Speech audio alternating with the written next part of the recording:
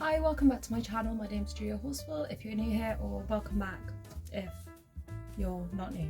Yeah, I don't really have a niche for my channel, but today I'm going through Jennette McCurdy's I'm Glad My Mum Died.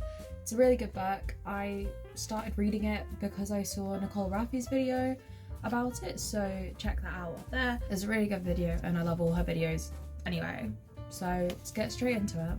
I think it was such a powerful book and the ending was really good, because if you're not familiar who Jennette McCurdy is, she used to be on iCarly playing Sam Puckett, but I didn't start watching iCarly or Sam and Cat until I was probably 13 or 14 because I didn't have Sky as a kid in the UK, so I didn't get to watch Nickelodeon or any of those shows until my family had Amazon Prime in my early teen years. So I'm basically just going to go through all my notes I made while reading this book. I've got the page numbers and I'll divide it into, in the book it's divided into before and after her mum dies, so you can kind of see how her life shifts once her mum's gone from losing her battle to cancer. So yeah, props to Jennette for writing this book. It's an amazing title, obviously grasps your attention. At the start of the book, it's got when her mum's on like dying pretty much, and the one thing that Jennette's like maybe will get her up is like, I'm at your dream weight, I'm 89 pounds, which is nothing.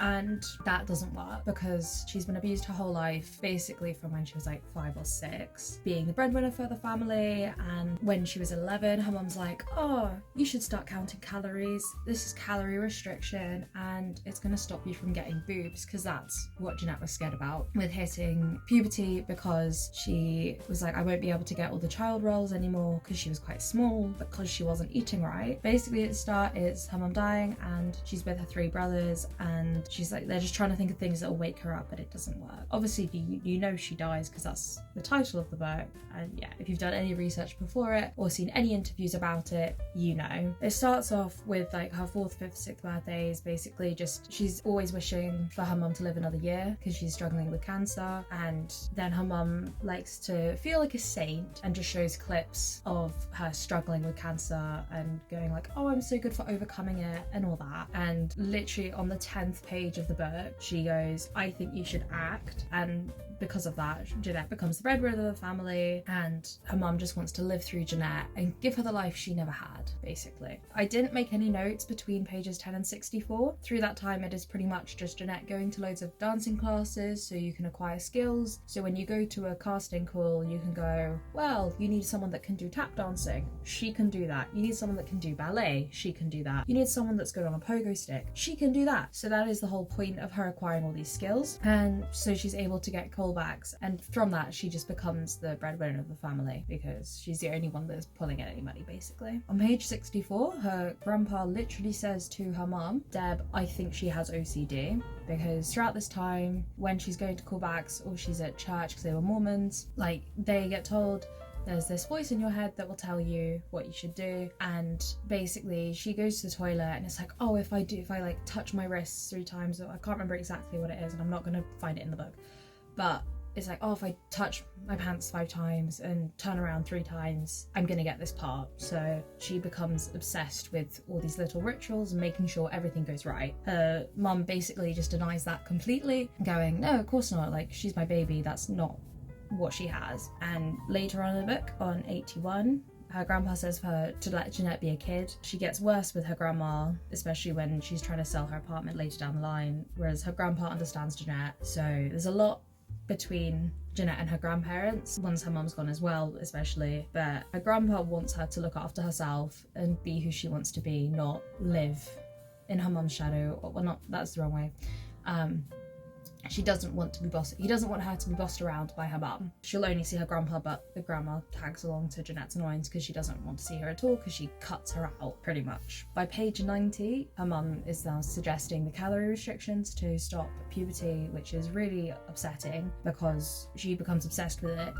And at the time her mum was also giving vaginal examinations and all that horrible stuff, just making sure their bodies are right, but she was sharing her with her 16-year-old brother when she was 11, which her brother tried to stop as well and was trying to go, this is wrong, you shouldn't be doing this, but her mum just wouldn't listen. So on 104, she says she's not going anywhere near those milk duds because she is counting her calories and was sharing meals with her mum at the time. So like if she had a Weight Watchers meal sort of thing, her and her mum would try and share those. On 110, she goes, I'm just a child. The creator needing options for what they're wearing and making them all the actors change in front of him, and all the girls need to be in bikinis to test what they look like for no reason. Obviously we know who the creator is, obviously. It's never explicitly said in the book. However, on 117 she does actually refer to the creator as Dan, so I don't know if that's a typo or if she left that in deliberately, but I saw that and I was like, oh my god, no, she's actually said it. But yeah, that made me kind of shook in a way, because everything I'd read about it before goes, yeah, she refers to everything this man does as the creator. However, she called him Dan. On page 117, right at the top, goes, I even have the name picked out, just Puckett. Isn't that a fun name for your own show? Dan asks with a smirk. Well, the isn't was actually spelled IDNT, so typo there. But yeah, the S and the D key are next to each other on the keyboard, so that's fine. But it also still has Dan, so I don't know if they did a Control F and just went through the whole book and changed everything from Dan to the creator to keep it anonymous and missed one. And then page 119, she's now 16 and her mum's still showering her, and she's actually going through puberty now. 127, she's had her first period, so quite late to have a period if you're now 16. I get it, it's late for some people. I think I got mine when I was like 10 or 11, and she's been gaining a bit of weight as well, so she's telling herself she needs to go back to anorexia, be a kid again. And then on page 135, she has her first proper kiss while she's 18 and this other guy is 27, but because she's got all this other stuff messed up with her, she's thinking that he's right for her even though he clearly isn't. And then 140, the creator forcing her to drink because he's going, all the Victorious kids do it, I don't think iCarly kids, so kind of pitting them against each other. And she complains about it a lot. So between 140 and 196, I didn't write anything down. She's a bit annoyed that Ariana Grande, because she was Cat Valentine in Victorious and then Sam and Cat when they had their show together. So she's getting to perform and stuff and miss work, whereas Jennette had to miss 2 feature films because they couldn't write her out of the episode. She's annoyed that it's really stupid reasons how Ariana Grande can get written out of the episode by literally putting her written as stuck in a box, because that's her character and it's quirky and she can do that, but they couldn't do that with Jennette. And page 199, she wants sex with Liam but wants tonight to be kisses then sex, so just have kisses this week and then in a few weeks have sex. But yeah, they were getting hammered before someone's 21st birthday party, as you do. Page 200, she's back at hers. She's plastered, dizzy and confused, asks what's happening. Liam goes, I'm having sex with you, so she goes along with it. She's too drunk to consent and it's her first time. So yeah, she's completely out of it, didn't want it that week. As I've just said, she wanted it to be in a few weeks and he just goes for it. Page 201, she's got blood in her pants and she knows it's not her period as various eating disorders stopped that for years, so it's from losing her virginity. As the age-old wives' tale from, I learnt this from Shakespeare, was they would then check the bed in the morning to go, oh, you've consummated your marriage. I think that's the right word. But go, if you're a virgin, you're gonna break. A lot of people could get that from riding a horse. So they would go, oh, you're a whore because you've had sex before marriage. Even though a lot of people may not actually have that the first time they have sex. And page 203, she gloats. She's got decades worth of ED experience because she went from anorexia to binge eating and now she's on bulimia. There's just different ways of punishing herself. 190, sorry, her mum dies, so before Ariana gets to perform and stuff, her mum has actually died by this point. So she's now going through a lot of motions because she's not sure what to do and how to navigate life because her mum isn't there controlling it. So that's where she's going through a lot more now than she might have been before her mum was dying, because that's at least a constant, having her mum there. Not looking after her correctly, but at least she's there, so she knows how she's meant to live life, in a way. She made a deal when she booked, so page 205, she's removed from the director's slate, which was one of the reasons she booked onto Sam and Cat in the first place, because someone who was a producer or something said they would quit if she directed an episode, and she wanted to be known for more than just this actress, which is also why she wrote the book, so it doesn't just follow her around going, you're the actress from this. and this. So she wanted to have a director's episode under her sleeve, and that's why she took the deal to do this show as well. And yeah, page 208, she wishes that she had anorexia, not bulimia, as she's starting to regret this because it can cause a lot of issues to your throat because you're damaging it from all the throwing up. So she's wishing that she went back to this other one, which is not good either way. 212, she blocks her grandma on her phone because her grandma's really annoyed at her too much, just for ignoring her. I don't think her grandma was asking her for money, but I could be wrong. But yeah, she's just annoyed a lot at what Jennette's now doing with her life. 214, the creator is finally in trouble for abusing children and not allowed to communicate directly with them on set, so they have to have him behind a door to have his opinions on how the show should be going, but he's now not allowed to actually speak to the children. 216, she was offered $300,000 hush money from Nickelodeon to not speak publicly about the creator, which she then went no, because she wanted to speak up about what had happened to her, and that's now why we've got this book as well. I didn't write anything between that and then page 247. Laura, her therapist, assesses that her mother gave her and encouraged anorexia, so Jennette no longer attends therapy because of that. So her therapist brings up the fact that she's got this eating disorder because her mother was encouraging it and teaching it to her at such an impressionable age. So she goes, no, my mum's a saint. Obviously she knows inside that she's not, but she's going, no, she would never do that. So stops going to therapy, and she starts going to therapy again after an ultimatum from her boyfriend Stephen to either go to therapy or he'll stop seeing her. However, he then goes through a lot of stuff of thinking that he's Jesus basically. So there's a lot between her and this guy because he gets a bit schizophrenic in a way for a bit and not in touch with reality. So it's, yeah, a lot. Because then I didn't write anything between that and then 293 because I just missed stuff.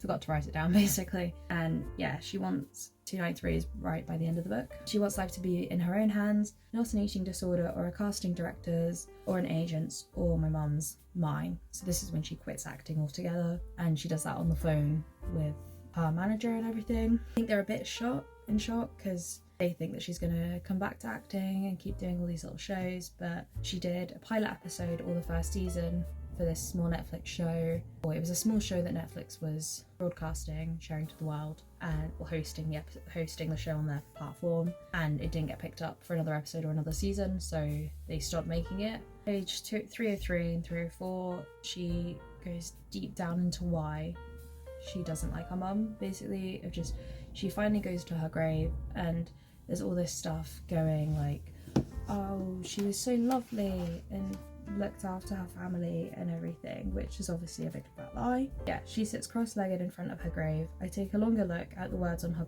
headstone.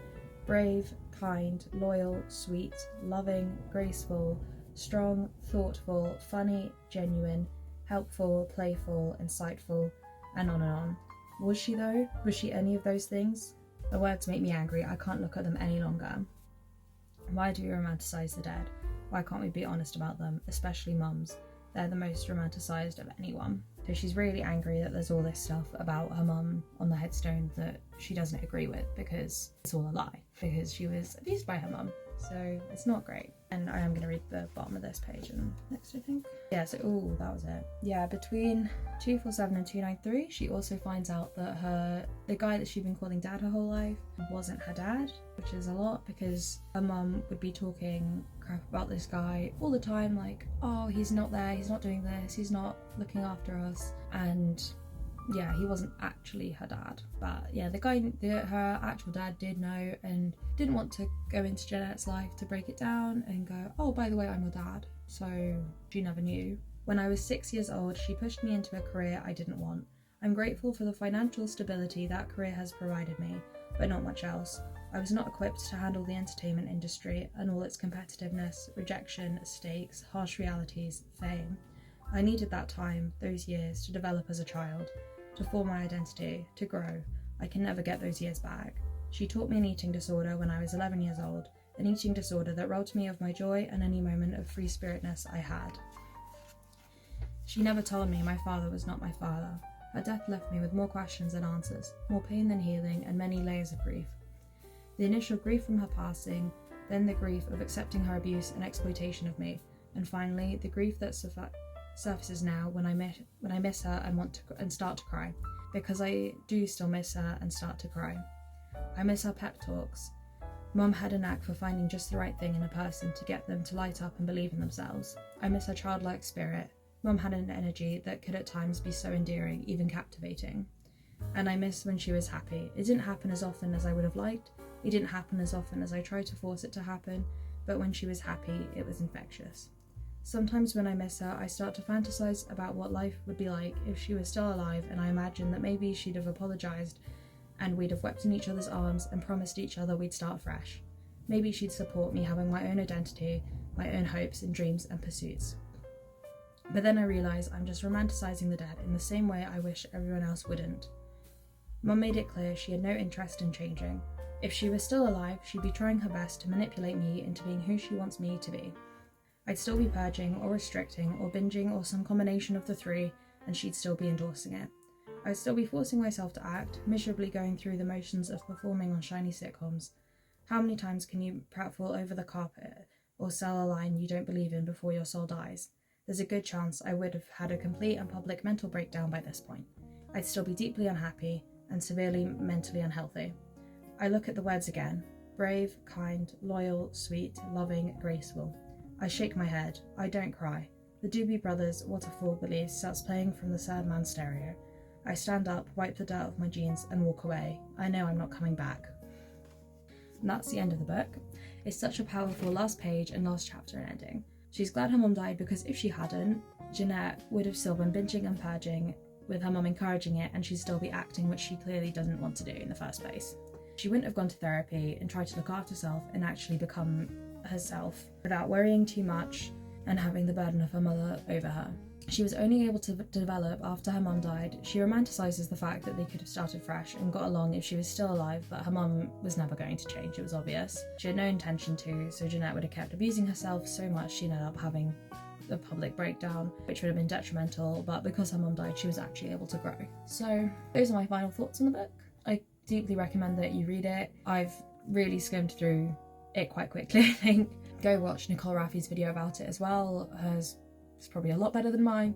I don't read much. With this book I was able to get through it really quickly because it was a proper page turner, pun intended, and it's powerful. She wrote really well and she's now really thrilled when she gets to write on a tax return or whatever, writer instead of actor as her occupation. So it has helped her grow a lot, I think. The book came out a year ago. I bought it when it was on special on Amazon.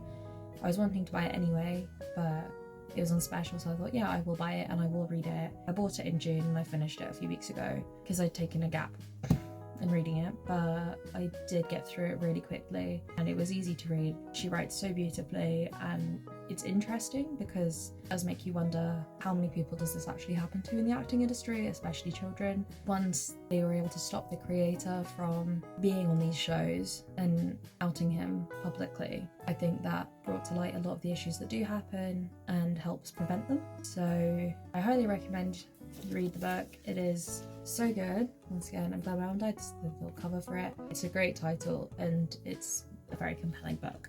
So if you enjoyed this video, please give it a thumbs up and subscribe. I'll be going back to uni soon, so there'll be more uni content. And yeah, go check out my other videos and check out Nicole Raffy's review of the book and all her videos. She's a great YouTuber as well. Yeah, I'll see you in another video. Thanks for watching. Bye.